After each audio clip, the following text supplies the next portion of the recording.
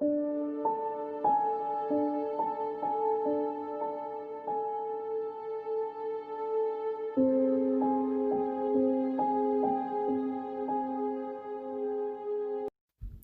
les années 2000, des disparitions de chiens et de chats ont été signalées, et se sont faites de plus en plus nombreuses.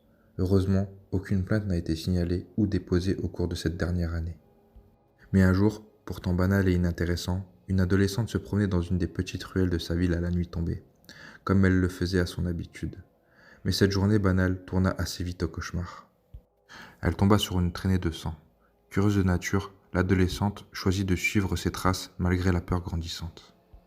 Les traces l'emmenèrent dans une de ces vieilles maisons inhabitées des quartiers pauvres, celles ornées de vieilles pancartes à vendre, et dont quelques pancartes de bois, de tôle, voire de carton, dissimulent tant bien que mal les ouvertures de fortune qu'elle offre par les carreaux cassés.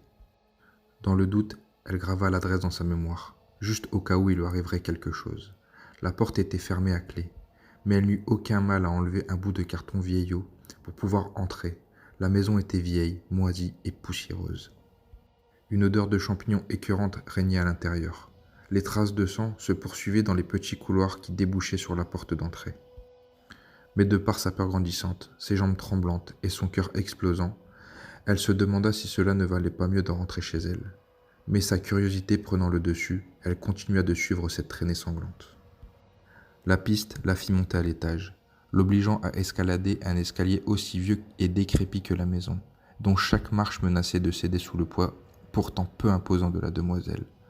Arrivée sur le palier, elle sentit une foule de craintes l'écraser, ainsi qu'une odeur répugnante. Malgré tout ça, elle continua de suivre ses traces. Elle menait dans une des chambres.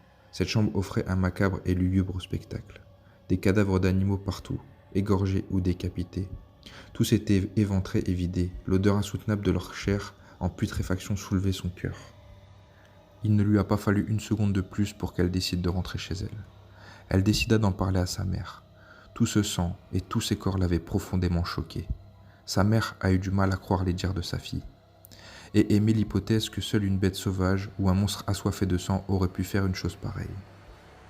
L'adolescente prit son courage à deux mains, et alla ainsi en parler à la gendarmerie.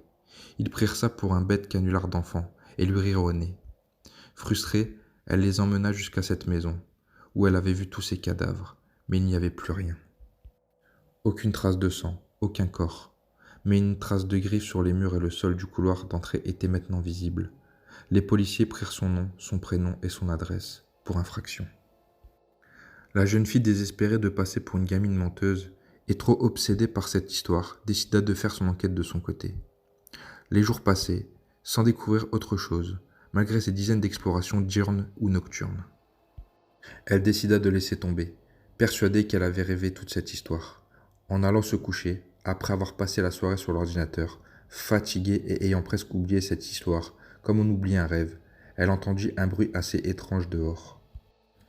Comme à son habitude curieuse, elle est poussée par son intuition. Elle décida de suivre ce bruit et de trouver son origine.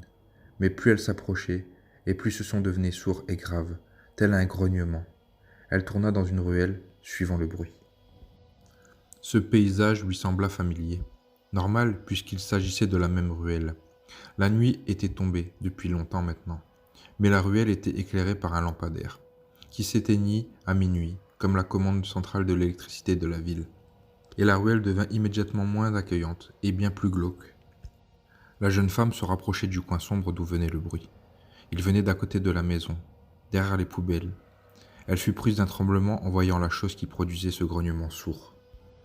Un être squelettique et difforme, vaguement humanoïde, des bras et des jambes démesurément grandes par rapport à son maigre tronc, une peau aussi sombre que le charbon, une gueule horizontale garnie de longues dents, jaunes, acérées et recouvertes d'un liquide rouge. Des petits yeux noirs malsains.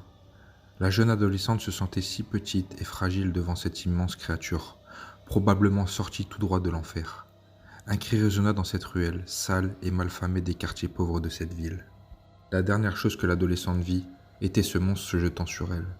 Depuis, personne ne revit ni la jeune fille, ni cette horrible créature.